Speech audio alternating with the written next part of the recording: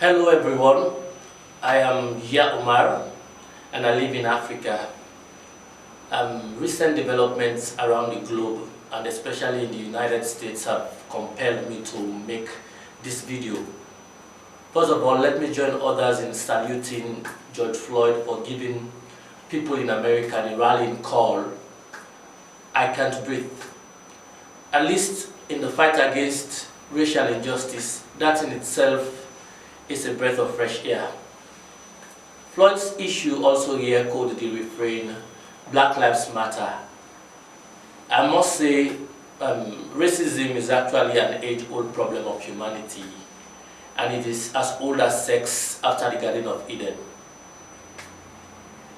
Since the inception of childbearing, mankind has always viewed each other with prejudice, and people who share the same socio-cultural setting think they look different basically, would always find a reason to loathe others, and they would always want to subject those others to their will.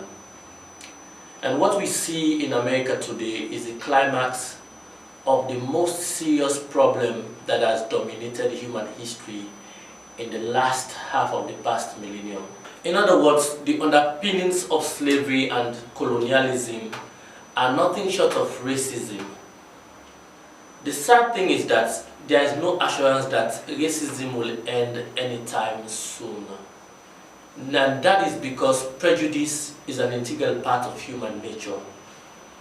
Maybe, and just maybe, how we manifest racism will become less violent as we move on. However, my message is to fellow Africans.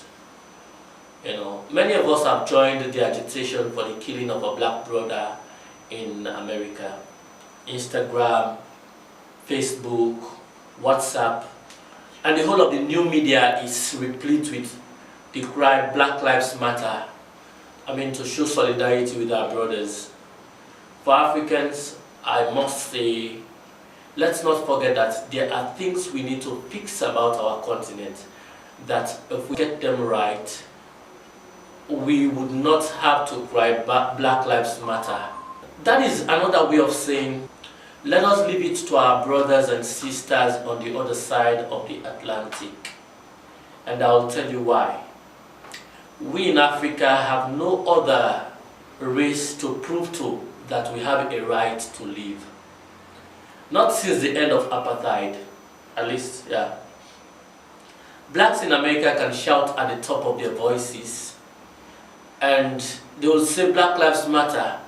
They have a right to do so because the circumstances of their everyday existence demand that, and they need to prove to the white man in America that indeed they have a right to live. Rather, what Floyd's death has done for us in Africa is that it has shown us the way to rally around each other for a common cause. Can I tell you what Africa should be agitated about? How about economic emancipation spearheaded by our leaders?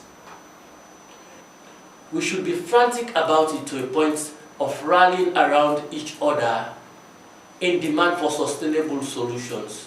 What should matter to us is how to stand against stereotypes that muzzle the rights of minority groups in our continent. What matters more is how to stop our leaders' consistent pilfering of state funds. What we all should be agitated about is seeing South Africans killing Nigerians in the name of protecting South African jobs. If we should demonstrate a little bit of solidarity and unity, like we have shown with Floyd's killing in a lot of issues in Africa, I tell you our lot will be far better. But I will tell you definitively that our crying "Black Lives Matter" in Africa is an overstatement of the obvious. First of all, it makes us look like antelopes seeking acknowledgement in the human kingdom, and we are not antelopes. We are humans in the human kingdom. I have no outsider to convince that my life matters. No? It is given. Every human life matters. Wole Soyinka once said, "The tiger needs not proclaim his tigritude. And I think for too long, Africans have been preoccupied with seeking endorsement from races we have considered superior. When you look at the configuration of our governance system, our religious and social beliefs, they are all in answer to the standards set for us by outsiders. In other words, we breathe, talk, behave, and even worship in the way outsiders have prescribed for us. Africans consider going to foreign lands as the one true mark of success. And in most cases, you don't blame them for that because they are running away from poverty brought upon them by their political elite. We see no reasons to own our existence to a point that now we are forced to assure ourselves that our lives actually matter. That's pragmatically out of place for us in Africa. The last time I checked, we are the only race in the 21st century that have to prove that our lives matter. What do you think is responsible for that? Of course, we are the poorest of them all, and that is because our leaders have ensured that the majority of Africans remain poor for them to remain powerful. Now, decades after independence, these leaders in Africa are still being babysitted to provide just the basic services for their fellow Africans. You see, what we don't know and what we always miss is this. The world is like a fleet of ships in the ocean, wherein each is trying to outpace the other. In other words, the world as we know it is all about a competition between races and nations. Since the beginning of time, nations and civilizations have always strived to outstrip each other and gain prominence.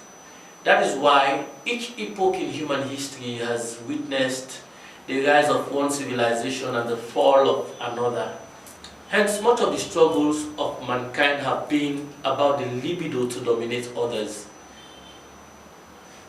Yet, the Africa that we know today doesn't seem to get it at all. Every blessed day we witness how our friends in Asia are pushing to upend the West. Well, by fair means or foul, they are pushing. And yet we don't get to understand that it is simply a competition. If we must show solidarity, we should be minded to ask our leaders in Africa why our countries are not at the top of world rankings. Instead, we are complacent with moving 10 places up, when in fact that up is still at the bottom. In conclusion, we must search inward for our problems in Africa. Instead of blaming the white man or those Bretton Woods institutions that are only perfecting the white man's game of conquest. Let's get it. The game will never end. Racism will never end. But the victim will stop being victim if he ceases to be poor. Let our lives matter to our leaders and to each other. We don't need outsiders to endorse that notion for us. Black lives matter. Africa needs you. When we fix our continent, people like Floyd, the Betty Jones, the Browning, and others would trace Africa and want to be among people who would not strangulate them or gun them down because of their skin color. So let's get Africa fixed. Then we will not have to tell the white man, Black lives matter.